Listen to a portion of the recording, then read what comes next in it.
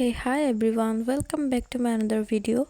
তো এটা কোনো ব্লগ নয়, এটা শুধু একটা রেসিপি বলতে পারো, কারণ এটার মধ্যে আমি শুধু দেখাবো যে আমি পাস্তা কীভাবে রান্না করে খাই।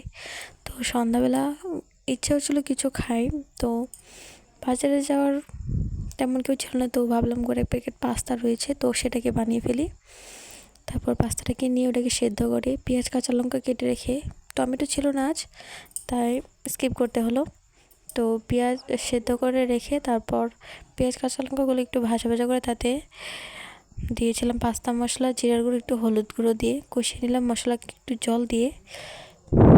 তারপর সেদ্ধ করে পাস্তাটা ওটার মধ্যে দিয়ে দিলাম, আর একটু দিয়ে দিলাম টমেটো সস আর একটু সয়া সস। তোমরা কেমন করে বানাও আমাকে অবশ্যই কমেন্ট করে জানাবে। আমি একটু তো শুকনো খাই না, একটু ভেজা ভেজা রাখি, মশলাটা যেন একটু ভেজা ভেজা থাকে, আমার ওরকমভাবে ভালো লাগে।